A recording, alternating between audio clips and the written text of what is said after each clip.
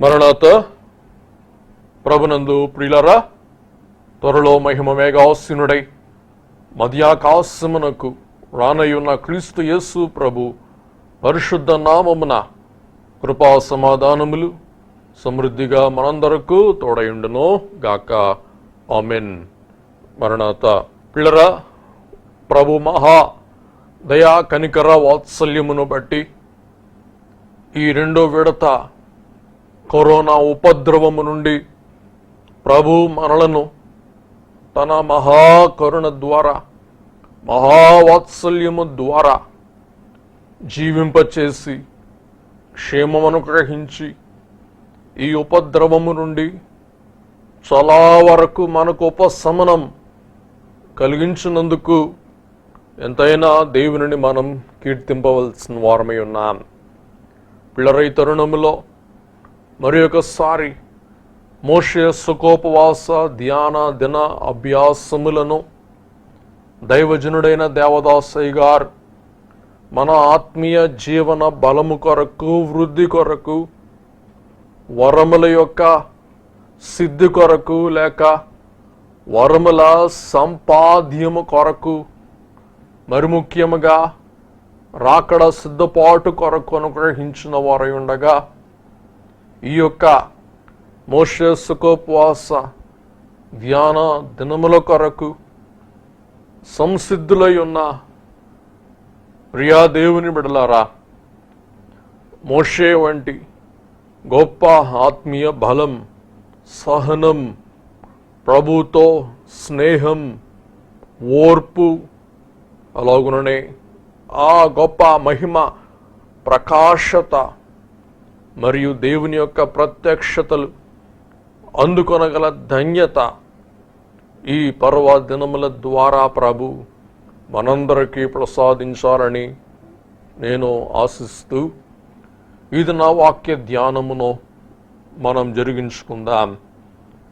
పిల్లరా, 40 దినాలు రెండవ పర్యాయం ఈ 2021వ సంవత్సరములో ఈ ధ్యానములు, ఈ సుఖోపవాసములను మనం ఆచరించుచూ ఉన్నాం. ఈ 40 అనునది వాక్యములో ప్రాముఖ్యమైన సంఖ్య అయ్యుంటూ ఉన్నది. 40 పరీక్షకు, తీర్పుకు ముంగుర్తయున్న సంఖ్య అయ్యుంటూ ఉన్నది. అలాగుననే మోషే గారి జీవితము కూడా 40 సంవత్సరముల యొక్క విభాగములుగా మనమందరం ఎరిగి ఉన్నాం. మొదటి 40 సంవత్సరములు మోషే అంతఃపురములో ఉన్నాడు. రెండవ 40 సంవత్సరములు మోషే మిద్యాన్ అరణ్యములో ఉన్నాడు. మూడవ 40 సంవత్సరములు దేవుని జనాంగమును అరణ్యములో నడిపించుచూ ఉన్న ప్రవక్త అయిన మోషే గారిని మనం చూస్తూ ఉన్నాం.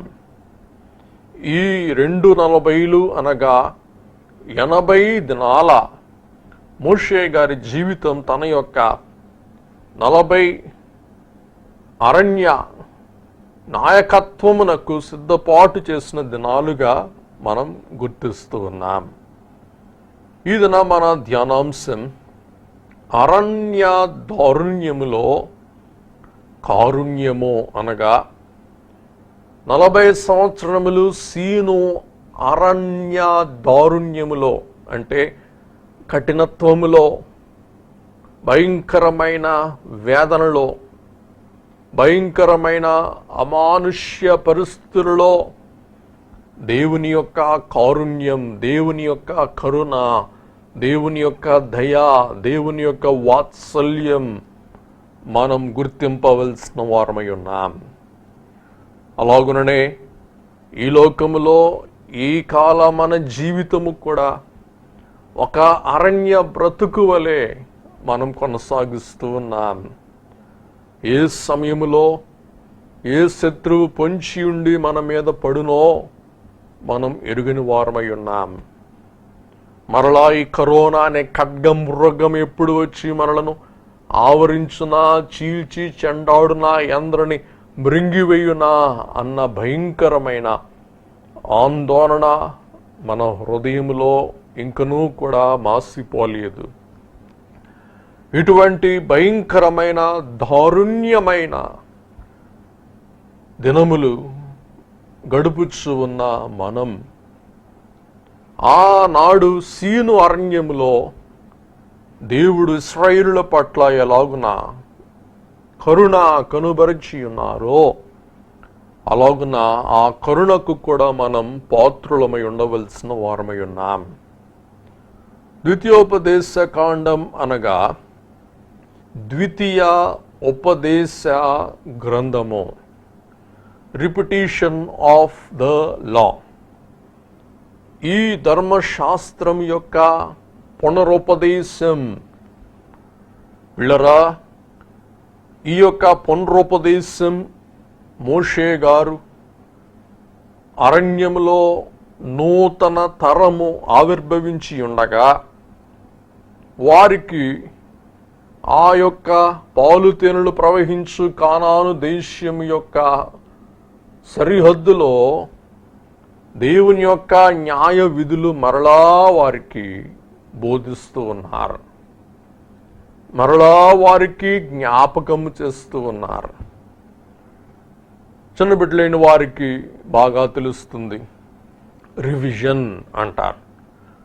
అంటే పరీక్ష ముందు వారు ఏం చేస్తారంటే వారు చదువుకున్న పాఠాలన్నీ రివైజ్ చేసుకుంటారు. అలాగే దేవుడు కూడా తన న్యాయ విధులను ఇశ్రాయేలీయులైన వారికి మోషే గారి ద్వారా రివైజ్ చేస్తూ ఉన్నారు. రీవిజిట్, తిరిగి పరిశీలన చేయుటకు, తిరిగి ఉపదేశించుటకు మూలమై ఉన్న గ్రంథమే ఈ ద్వితీయ ఉపదేశ ఖండము లేక గ్రంథము. ఈ గ్రంథము యొక్క ఆరంభంలోనే ఆ స్థలము, ఆ సమయము, ఆ సందర్భము మనకు విశదముగా బోధింపబడుతుంది. ద్వితీయోపదేశ కాండం 1వ అధ్యాయం 4వ వచనములో 40వ సంవత్సరములో 11వ నెల 1వ తేదీని మోషే ఇశ్రాయేలీయులకు బోధించుటకై యెహోవా తనకు ఆజ్ఞాపించినదంతయు వారితో చెప్పెను. ఈ గ్రంథం యొక్క సారాంశము మరియు ఉపదేశము ఏమనగా, ఓ ఇశ్రాయేలీయులారా, నా న్యాయ విధులు మీరు గైకొంటే వాగ్దాన దేశములో మీరు వర్ధిల్లుతారు. నా గ్రంథ శాసనములను మీరు అనుసరిస్తే ఆ పాలు తేనెలు ప్రవహించు కానాను దేశములో మీరు ఐశ్వర్యముతో, సంతోషముతో, సమాధానముతో, సకల విధములైన సౌభాగ్యములతో మీరు వర్ధిల్లు వారయున్నారన్నట్టుకు దేవుడే మోషే గారి ద్వారా ఈ శాసనాలన్నీ వారికి పునర్బోధిస్తూ ఉన్నారు. ఈ యొక్క బోధ ఎంతకాలం కొనసాగింది అనగా 40 దినాలు. అలాగుననే మనము కూడా ఈ 40 దినాలలో మోషే కంటే గొప్పవాడైన యేసుక్రీస్తు ప్రభు యొక్క శాసనములను, ఆజ్ఞలను, ఆయన విధులను మనం గ్రహించుకుంటూ, ధ్యానం చేసుకుంటూ, వాటిని అవలంబిస్తూ ఉన్నామా లేదా అనే సంగతిని మనం పరిశీలన చేసుకుంటూ, పిల్లరా, ఈ అరణ్య వాసములో మన జీవన యాత్రలో మనం ముందుకు కొనసాగవలసిన వారమై ఉన్నాం. కాబట్టి 40వ సంవత్సరం 11వ నెల 1వ దినం అలాగుననే ఈ మోషే సుఖోపవాస ఆరంభ దినాలలోనే మనం ఒక సంకల్పన చేసుకుందాం. పిల్లరా, ఏంటి సంకల్పన అనగా దేవుని దివ్య గ్రంథ ఆజ్ఞలను మనం తరచి ధ్యానించి వాటిని అనుసరించి జీవించచ్చు ఉన్నామా లేదా అనే సంగతిని మనం ఒకసారి పరిశీలన చేసుకుందాం. కాబట్టి ప్రభువైన యెహోవా సెలవిస్తూ ఉన్న మాట, మీరు నా యొక్క ఆజ్ఞలు గైకొన్నంత వరకు మీరు సంతోషముతో సమాధానముతో జీవించువారు అయి ఉంటూ ఉన్నారు. అలాగుననే మోషే గారు కూడా ఆ యొర్దాను ఈవలి గట్టు మీద వారిని వీడి ఆయన యొర్దాను దాటుటకు సెలవు లేని సమయాన మోషే గారు తన వీడ్కోలు ఉపదేశమును కూడా ఈ ద్వితీయోపదేశ కాండం చివరిలో బోధిస్తూ ఉన్నవారై ఉన్నారు. బోధిస్తూ వారికి వివరిస్తూ ఎలాగున లోబడి జీవించాలో పదే పదే వారికి ప్రతి అధ్యాయములో కూడా ఒక్కానించి సెలవిస్తూ ఉన్నారు. పిల్లరా, ఈ యొక్క గ్రంథం యొక్క మూల వాక్యం ద్వితీయోపదేశ కాండం 6వ అధ్యాయం 25వ వచనం. మన దేవుడైన యెహోవా మనకు ఆజ్ఞాపించినట్లు ఆయన సన్నిధిని ఈ సమస్తమైన ఆజ్ఞలను అనుసరించి మనము నడుచుకొనున్నప్పుడు మనకు నీతి కలుగును.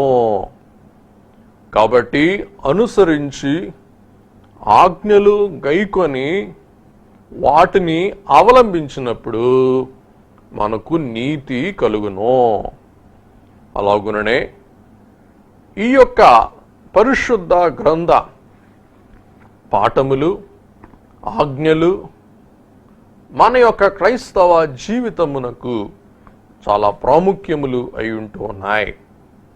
అలాగుననే ద్వితీయోపదేశ కాండం 5వ అధ్యాయం 29వ వచనం, వారికిని వారి సంతానమునకునో నిత్యమునో క్షేమము కలుగునట్లు వారు నాయందు భయభక్తులు కలిగి నా ఆజ్ఞలన్నిటినీ అనుసరించు మనస్సు వారికి ఉండినా వారికి మేలు.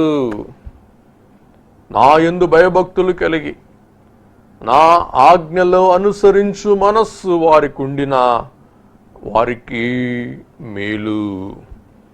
అందుకే మొదటి కీర్తనలో కీర్తనకారులు కూడా ఈ మాట తెలియచేస్తూ ఉన్నారు.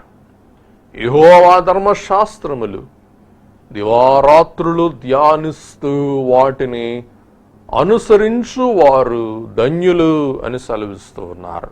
మరియు ద్వితీయోపదేశ కాండం 15వ అధ్యాయం 5వ వచనములో, కావున నేడు నేను నీకు ఆజ్ఞాపించుచున్నా ఈ ఆజ్ఞలన్నిటినీ అనుసరించి నడుచుకున్నటకు నీ దేవుడైన యెహోవా మాటను జాగ్రత్తగా వినిన ఎడల మీలో పేదలు ఉండనే ఉండరు. ఈ గ్రంథ ఆజ్ఞలు మీరు అనుసరించి నడుచుకున్న వారైతే మీలో పేదలు ఉండనే ఉండరు. కాబట్టి దేవుని యొక్క ఆతృత, దేవుని యొక్క అపేక్ష, నా జనులైన నా జ్యేష్ఠ పుత్రుడైన ఇశ్రాయేలు నా యొక్క ఆజ్ఞలు గైకొనుకు, నా విధులు అనుసరించుము అని దేవుడు ఆకాంక్షిస్తూ ఉన్నారు. కాబట్టి మరి యొక్క దైవాకాంక్ష యేసుక్రీస్తు ప్రభువు కూడా మత్తయి సువార్త ఆరంభంలో అంటే ప్రభు వారి యొక్క మాటలను ఆజ్ఞలను గైకొంటే ఏ దీవెన కలుగుద్దో మనకు సెలవిస్తూ మత్తయి సువార్త 7వ అధ్యాయం 24-25 వచనాలు ఇలాగ సెలవిస్తూ ఉన్నారు. కాబట్టి ఈ నా మాటలు విని వాటిని చేయు లేటే వాటిని అవలంబించు ప్రతి వాడును బండ మీద తన ఇల్లు కట్టుకొనిన బుద్ధిమంతుని పోలి ఉండును. వాన కురిసెను, వరదలు వచ్చెను, గాలి విసిరి ఆ ఇంటి మీద కొట్టెను గాని దాని పునాది బండ మీద వేయబడిను కనుక అది పడలేదు. కాబట్టి ఈవేళ కూడా పైనుండి వాన అనగా బహుశా దేవుడు తన సెలవును బట్టి మన మీదకు పంపించు శ్రమలు. రెండవది మనం చూస్తే వరద. ఈనాడు ఈ కరోనా అనున్నది ఒక ఉప్పెన వలె సర్వ ప్రపంచమును ఆవరించి ఉంది. గత కాలంలో సునామీ అనున్నది కొన్ని ప్రాంతములు మాత్రమే కబలించింది, కానీ ఈ మానవ కల్పిత భయంకరమైన పైశాచిక వ్యాధి అయ్యున్న కరోనా సర్వ దేశాలను ఆవరించి ఉంది. అటు అమెరికా అధ్యక్షుడిని మొదలుకొని, ఇంగ్లాండ్ దేశ ప్రధానమంత్రిని మొదలుకొని, భారతదేశ భద్రత లేక హోంశాఖ మంత్రిని అది ఆవరించి కడు పేదవాని వరకు ఈ కరోనా కబలించి వేసినట్లు మనం చూస్తున్నాం. కాబట్టి ఈ కరోనా అను ఉప్పెన మన మీద పడినా కానీ దేవుని వాక్యమును బండ మీద కట్టబడిన వారమైతే మనం తొట్టిల్లము, మనం కూలిపోము, మనం సొమ్మసిల్లిపోము అని ప్రభు సెలవిస్తూ ఉన్నారు. దాని పునాది గట్టిదైనందున అది పడలేదు. కాబట్టి విశ్వాసములో మనం తొట్టిల్లకుండా ఉండుటకు మూలమైనది దేవుని వాక్యము. కావున మన ఆత్మీయ జీవన ఆదరణ కొరకు, మనోస్థైర్యము కొరకు, మనోబలము కొరకు, మన ఆశీర్వాదము కొరకు, మన నిరాశ నిస్పృహలో మన ఓదార్పు కొరకు అనునిత్యం దేవుని వాక్యం మీద మన దృష్టి సాధించి, దేవుని వాక్యమున అద్దములో మన ఆత్మీయ జీవితమును మనం పరిశీలించుకొని, పరీక్షించుకొని మనం ముందుకు కొనసాగుటకు ఈ మోషే సుఖోపవాసములను ఒక ప్రత్యేక ధ్యాన మనులుగా మనం పరిగణించుకుందాం అని మీకు తెలియచేస్తూ ఉన్నాను. అలాగుననే దేవుని ఆజ్ఞలు గైకొన్నందువలన మనం కలుగు మరొక ఆశీర్వాదమేమనగా జ్ఞానము. ద్వితీయోపదేశ కాండము 4వ అధ్యాయం 6వ వచనం, ఈ కట్టడలన్నిటినీ మీరు గైకొని అనుసరింపవలెను, వాటిని గూర్చి విను జనముల దృష్టికి అదే మీకు జ్ఞానము, అదే మీకు వివేకము. వారు మిమ్ములను చూచి నిశ్చయముగా ఈ గొప్ప జనము జ్ఞాన వివేచనలు కలుగు లేక జ్ఞాన వివేచనలు గల జనమని చెప్పుకొందురు. కాబట్టి యెహోవా వాక్యమే మనకు వివేకము, యెహోవా వాక్యమే మనకు జ్ఞానము. ఈ ద్వితీయోపదేశ కాండ శాసనములు, ఆజ్ఞలు వారి జ్ఞానాభ్యాసమునకు మూలం, వారి వివేక వెలిగింపుకు అది మూలాధారం అయి ఉంటున్నది. అలాగుననే పిల్లరా, ఈ ఆజ్ఞలు దేవుడు వారికి అందిస్తూ వారిని ప్రత్యేక విశిష్ట జనముగా ప్రతిష్ఠించి వారితో దేవుడు అంటూ ఉన్నమాట, ఓ ఇశ్రాయేలీయులారా, మీరు ఎక్కువ మంది అని నేను మిమ్మల్ని ఎన్నుకొనలేదు సుమా, మీరు బలవంతులని నేను మిమ్మల్ని ఎన్నుకొనలేదు సుమా, కానీ నేను మిమ్మును ప్రేమించి నేను మిమ్ములను ఏర్పరచుకొంటిని అని ప్రభు సెలవిస్తూ ఉన్నారు, లేక యెహోవా దేవుడు సెలవిస్తూ ఉన్నారు. ఈ సంగతి ద్వితీయోపదేశ కాండం 7వ అధ్యాయం 7-8 వచనాల్లో మనం చూడగలుగుతూ ఉన్నాం. మీరు సర్వజనముల కంటే విస్తార జనమని యెహోవా మిమ్మును ప్రేమించి మిమ్మును ఏర్పరచుకొనలేదు. సమస్త జనముల కంటే మీరు లెక్కకు తక్కువే కదా. అయితే యెహోవా మిమ్మును ప్రేమించువాడు గనుకను తాను మీ తండ్రులకు చేసిన ప్రమాణమును నెరవేర్చువాడు గనుకను యెహోవా బాహుబలము చేత మిమ్మును రప్పించి దాసుల గృహములో నుండి ఐగుప్తు రాజైన ఫరో చేతిలో నుండి మిమ్మును విడిపించెను. కాబట్టి దేవుడే వారిని ఐగుప్తు దాసత్వం నుండి విమోచించాడు. ఎలాగనగా పస్కా గొర్రెపిల్ల రక్తము ద్వారా. అదే క్రమములో యేసు క్రీస్తు ప్రభువు కూడా మనలను లోకము నుండి విమోచించాడు, విడిపించాడు. ఆయన మనలను తన కొరకు సంపాదించుకున్నారు. ఎలాగనగా తన స్వీయ రక్తము ద్వారా, తన స్వీయ రక్తము ద్వారా మనలను తన స్వకీయ సంపాద్యముగా మనలను ఏర్పాటు చేసుకున్న వారై ఉన్నారు. అలాగుననే మనం పిలువబడిన వారం, రక్షింపబడిన వారం, ప్రేమింపబడిన వారం, ప్రతిష్ఠింపబడిన వారం, దేవుని సొత్తుగా ఏర్పరచబడిన వారం, ఆయన స్వకీయ సంపాద్యం.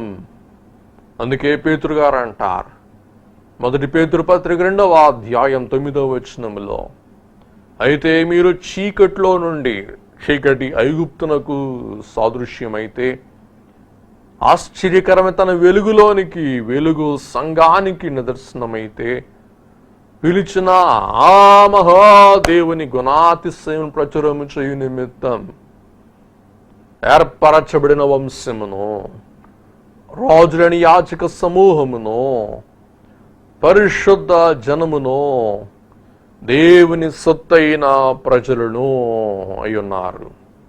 అందుచేత ఇట్టి దేవుని ప్రశస్త జనమైన శ్రేలులైన వారు దేవుని యొక్క ఆజ్ఞలు తమ హృదయమును పలక మీద రాసుకొని, తమ మనస్సులలో ముద్రించుకొని, ఆనందముతో, సంతోషముతో, భారముగా కాక ఉత్సాహముగా వారు వాటిని అవలంబింపవలసిన వారై ఉన్నారు. అందుచేతనే పౌలు గారు తీతుకు పత్రికలో దేవుని ప్రశస్త జనాంగమై ఉన్న మనము ఎలాగున సర్వాజ్ఞలు అవలంబింపవలసిన వారమై ఉన్నామో సెలవిస్తూ ఇలాగ అంటారు. తీతుకు పత్రిక 2వ అధ్యాయం 13వ వచనం, అనగా మహాదేవుడును మన రక్షకుడును నైన యేసు క్రీస్తు మహిమ యొక్క ప్రత్యక్షత కొరకు ఎదురు చూచుచు ఈ లోకములో స్వస్థ బుద్ధితోనో, నీతితోనో, భక్తితోనో బ్రతుకుచుండవలనని మనకు బోధించుచున్నది. ఆయన సమస్తమైన దుర్నీతి నుండి మనలను విమోచించి సత్క్రియలందా శక్తి గల ప్రజలను తన కోసరం పవిత్రపరచుకొని తన సొత్తుగా చేసుకొనుటకు తన్ను తానే మన కొరకు అర్పించుకొనెను. కాబట్టి పాప బానిసత్వము నుండి దేవుడు మనలను విమోచించి కానానును పాలు తేనెలు ప్రవహించు నూతన యెరూషలేము పరలోకపు స్వాస్థ్యములోనికి విజయముతో, ఉత్సాహముతో మనల్ని నడిపించు నిమిత్తం ఆయన మనలను తన కొరకు ప్రతిష్ఠించుకున్న వారై ఉన్నారని మనం చూస్తూ ఉన్నాం. కాబట్టి ఇశ్రాయేలీయులైన వారు ఆ యొక్క వాగ్దాన పాలు తేనెలు ప్రవహించు కానాను దేశంలోనికి వెళ్ళకపోవుటకు, స్వతంత్రించుకొనకపోవుటకు కారణం వారి కఠినత్వం, వారి అవిశ్వాసం. ఈ సంగతిని పౌలు గారు హెబ్రీ పత్రిక 3వ అధ్యాయం 17 నుండి మనకు తెలియచేస్తూ ఉన్నారు. ఎవరి మీద 40 ఏండ్లు ఆయన కోపగించును, పాపము చేసిన వారి మీదనే కదా. వారి శవములు అరణ్యములో రాలిపోయెను. తన విశ్రాంతిలో ప్రవేశింపరని ఎవరిని గూర్చి ప్రమాణము చేసెనో అవిధేయులైన వారిని గూర్చియే కదా. కాబట్టి అవిశ్వాసము చేతనే వారు ప్రవేశింపలేకపోయారని గ్రహించుచున్నాం. కాబట్టి వారి పాపం బట్టి, వారి అవిశ్వాసమును బట్టి, వారి అవిధేయతను బట్టి వారు కానాను దేశంలోనికి ప్రవేశింపలేకపోయారు. అలాగుననే పరలోక మహిమ నూతన యెరూషలేము స్వాస్థ్యములోనికి మనలను వెళ్ళకుండా చేసేదే పాపము, అవిధేయత, అవిశ్వాసము అని చూస్తూ ఉన్నాం. కాబట్టి ఈ మోషే సుఖోపవాస 40 ధ్యాన దినాలలో మనం ఈ యొక్క ఉండకూడని పాపమును, ఉండకూడని అవిధేయతను, ఉండకూడని అవిశ్వాసమును, ఉండకూడని అవినీతిని మనం తొలగించి వేసుకొని మనల్ని మనం శుద్ధ పాత్రులుగా ఏర్పాటు చేసుకున్న వారమైనట్లయితే మనం సకల శోధనలు జయించుటకు, దేవునికి ఇష్టలుగా మనం జీవించుటకు మరి దేవుడు తన కృప మనకు అనుగ్రహించు వారై ఉన్నారు. కాబట్టి మోషే అను గొప్ప నాయకుడు కూడా వాగ్దాన దేశంలోనికి ప్రవేశింపలేకపోవుట కారణం తన అవిధేయత. మోషే ధర్మశాస్త్రానికి ప్రతిరూపం, యెహోషువ యేసుక్రీస్తు ప్రభువునకు ప్రతిరూపం. కాబట్టి యేసుక్రీస్తు ప్రభువే మనలను వాగ్దాన దేశంలో నడిపించగల సమర్థులై ఉంటూ ఉన్నారు. అందుచేతనే చివరిగా మనం చూస్తే ఈ యొక్క ఆజ్ఞలను విషయంలో మనము చేయవలసిన 3 ప్రాముఖ్యమైన కార్యములు: 1 పరికించుట, 2 పరీక్షించుట, 3 పరిశీలన చేసుకొనుట. పిల్లరా, దేవుడే అరణ్యములో తన ఆజ్ఞలు గైకొంటారో లేదో అని గ్రహించు నిమిత్తం 40 సంవత్సరాలు వారికి పరీక్ష పెట్టిన వారై ఉన్నారు. అలాగే పిల్లరా, మన జీవితంలో దేవుడు 40 దినాలను ఒక పరీక్ష దినాలుగా ఏర్పాటు చేశారని మనం భావించుకుందాం. ద్వితీయోపదేశకాండం 8వ అధ్యాయం 2వ వచనం, మరియు నీవు ఆయన ఆజ్ఞలను గైకొందువో లేదో నిన్ను శోధించి నీ హృదయములోనున్నది తెలుసుకొనుటకు నిన్ను అనొచ్చు నిమిత్తమును అరణ్యములో ఈ 40 సంవత్సరములు నీ దేవుడని యెహోవా నిన్ను నడిపించిన మార్గమంతటిని జ్ఞాపకము చేసుకొనుము. కాబట్టి నిన్ను పరీక్షించుటకు, ఎందుకు పరీక్ష అనగా ఆయన ఆజ్ఞలు గైకొందువో లేదో. 2 నిన్ను పరికించుటకు, నిన్ను శోధించి ఆ శోధనలో నువ్వు నిలబడతావో తొట్టిల్లుతావో తెలుసుకున్నటకు. 3 నిన్ను పరిశీలించుటకు, నిన్ను అనొచ్చు నిమిత్తం నీలో ఉన్న లోకం ఐగుప్తు అంతా పరిహారము చేసి నిన్ను పాలు తేనెలు ప్రవహించు దేశమునకు సిద్ధపరచు నిమిత్తం దేవుడు నిన్ను పరికించాడు, పరీక్షించాడు, పరిశీలించాడు. అలాగున ఈ 40 ధ్యాన దినాలలో కూడా మనల్ని మనం పరికించుకుందాం, మనల్ని మనం పరీక్షించుకుందాం, మనల్ని మనం పరిశీలించుకుందాం. ఈ పరీక్షకు, ఈ పరిశీలనకు, ఈ పరికింపునకు మనం నెగ్గి పిల్లరా దేవుని యొక్క ఆశీర్వాదములకు మనం వారసులమై ఉందాం. పిల్లరా, అరణ్యవాసం, అంతఃపురవాసం. అరణ్యవాసం అనగా వారి అరణ్య ప్రయాణం, అంతఃపురవాసం అనగా దేవుడు వారికి వాగ్దానం చేసిన పాలు తేనెలు ప్రవహించు వాగ్దాన దేశం. ఈ రెండిటిని సరిపోల్చి ధ్యానించండి అని దేవుడు వారికి సెలవిస్తూ ఉన్నాడు. కాబట్టి ఏ విషయాలు గ్రహించాలి? 8:6 ద్వితీయోపదేశకాండం. ఆయన మార్గం నడుచుకున్నట్లును, ఆయనకు భయపడినట్లును నీ దేవుడని యెహోవా ఆజ్ఞలను గైకొనవలెను. ఎందుకు గైకొనాలి? నీవు నీ దేవుడని యెహోవా ఆజ్ఞలు గైకొంటే ఆయన నీకు ఆహారం అనుగ్రహిస్తారు. ద్వితీయోపదేశకాండం 8:10. నీవు తిని తృప్తి పొంది నీ దేవుడని యెహోవా నీకు ఇచ్చిన మంచి దేశమును బట్టి ఆయనను స్తుతింపవలెను. నీవు అరణ్యములో ఆకలి కొన్నావు, వాగ్దాన దేశములో నీకు ఆకలి ఉండదు. నువ్వు అరణ్యములో పరీక్షకు నెగ్గిన వాడవైతే నీకు అంతఃపురములో ఆకలి ఉండదు. కాబట్టి అరణ్యములో నీవు ఆకలిగా ఉన్నావు, దేవుడు సెలవిస్తూ ఉన్నారు. 8:3 ఆహారం వలననే కాక యెహోవా సెలవిచ్చిన ప్రతి మాట వలన నరులు బ్రతుకుదురని నీవు తెలుసుకున్నట్లు నీకు తెలియచేయుటకు ఆయన నిన్ను అణచి నీకు ఆకలి కలుగచేసి నీవే గాని నీ పితరులే గాని ఎన్నడూ ఎరుగని మన్నాతో నిన్ను పోషించెను. కాబట్టి మన్నాలో విధేయత ఇమిడి ఉన్నది. మన్నా ద్వారా దేవుడు వారికి విధేయత నేర్పిస్తూ ఉన్నారు. వారు విధేయులైనట్లయితే వాగ్దాన దేశంలో వారికి ఆకలి ఉండదు అని తెలియచేస్తూ ఉన్నారు. కాబట్టి యేసుక్రీస్తు ప్రభు ఈ యొక్క ఆజ్ఞను బట్టి ఆయన చేసిన కార్యమేమనగా 5 రొట్టెలు 2 చిన్న చేపలు తీసుకొని దేవుని స్తుతించారు, పైకెత్తి దేవుని మహిమపరిచారు. అలాగే పస్కా విందు సమయమందు కూడా రొట్టెను ద్రాక్షరసమును యేసయ్య చేతితో పైకెత్తి పట్టుకొని ఆయన కృతజ్ఞతాస్తుతులు చెల్లించారు. కాబట్టి 2 మాటలు మనం చూడాలి. ఒకటి రైజ్, రెండవది ప్రైజ్. కాబట్టి ఆహారం దేవుడు మనకు అనుగ్రహించినప్పుడు ఆహారం దేవుని వద్ద ఎత్తి పట్టాలి. రెండవది ఆహారం బట్టి దేవునిని మనం కీర్తించాలి.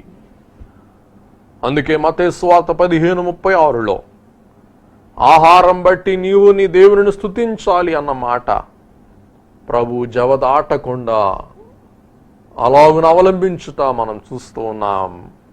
పఠించుకుందాం. ఆ 7 రొట్టెలను ఆ చేపలను పట్టుకొని కృతజ్ఞతాస్తుతులు చెల్లించి వాటిని విరిచి తన శిష్యులకిచ్చెను. శిష్యులు జనసమూహమునకు వడ్డించిరి.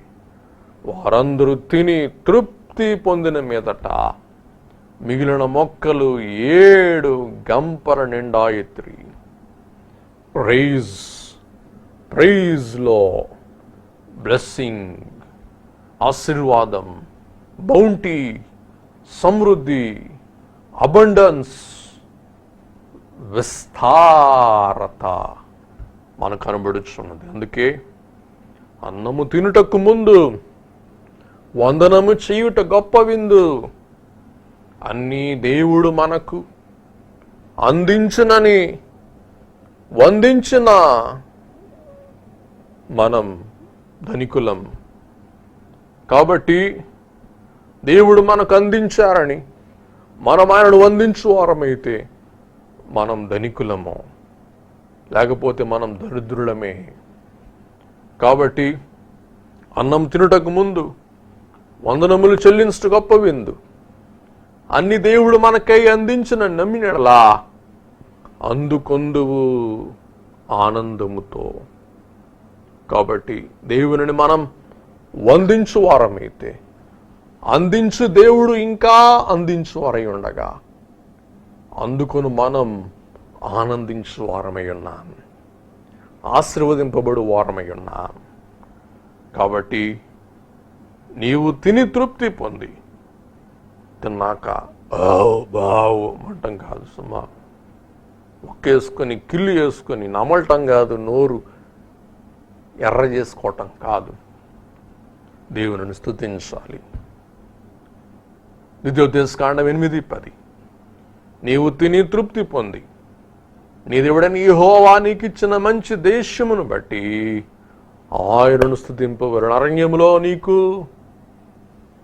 పైన తలకప్పు లేదు, నీకు నీడ లేదు, నువ్వు చెట్ల కింద పుట్టల మీద జీవించి ఉన్నావు. కానీ ఈవేళ దేవుడు నీకు కట్టని ఇళ్లను, త్రోవని బావులను, నాటని తోటలను ఇచ్చాడు. గుర్తుపెట్టుకో, ఆయనను స్తుతించు. అందుచే దేవుడు ఆయన వారితో తెలియచేసే మాట, అరణ్యములో నీకు ఆహారం లేదు, వాగ్దాన దేశములో నీకు ఆహారం సమృద్ధి.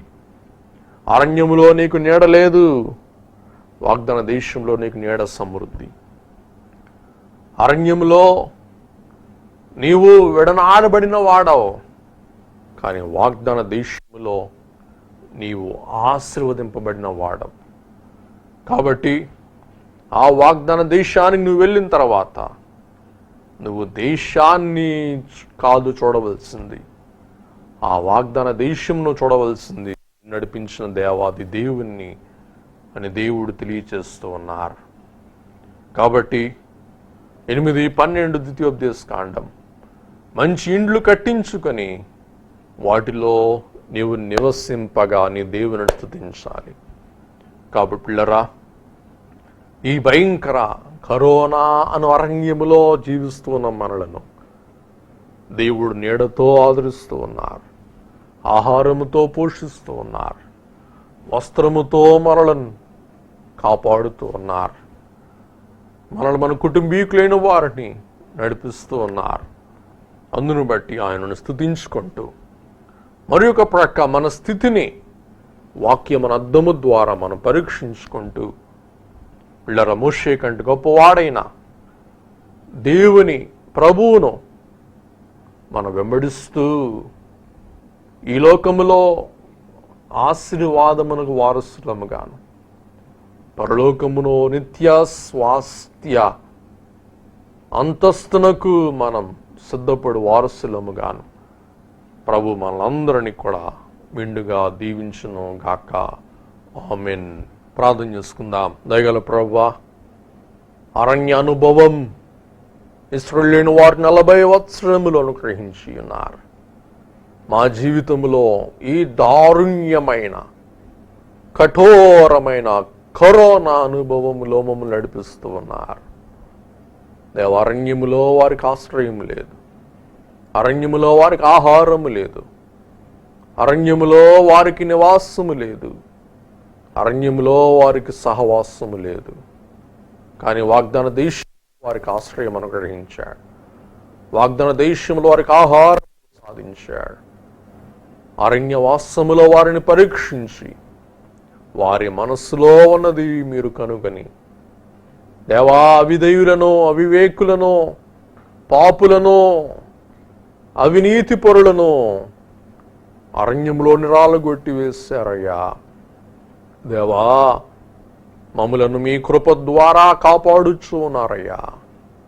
ఈ కరోనాను బట్టి రాలిపోయిన వారికంటే మేము గొప్పవారం కాం, పరిశుద్ధులము కాం, నీతిమంతులము కానే కామయ్యా. అట్లని చెప్పి వారు నీతిమంతులు మేము అనకూడదు. దేవా, కరుణించండి తండ్రి. మీ మహాకృపను బట్టి పోషిస్తూ సంరక్షిస్తూ నడిపిస్తూ ఉన్న గనుడా మీకు స్తోత్రం చెల్లిస్తూ దేవాని ఆజ్ఞలు గైకొని నిత్యమో స్మరించుకొని ఈ 40 ధ్యాన పరీక్ష దినాలను మేము పరీక్షించుకొని సరిచేసుకొని మీరు ఆకకు రాజ్యం మేఘం సిద్ధపడే ధన్యత మలరకు దయచేయమని యేసయ్య పరిశుద్ధ నామమున వేడుకొని ప్రార్థిస్తూ ఉన్నాం పరమ తండ్రి. ఆమేన్. మన తండ్రిని దేవుని ప్రేమయు, కుమారుడు యేసుక్రీస్తు ప్రభు కృపయు, పరిశుద్ధాత్మ తండ్రి యొక్క సహాయము సహవాసము సమృద్ధిగా మనందరకు తోడయుండును గాక. ఆమేన్. మరణాత.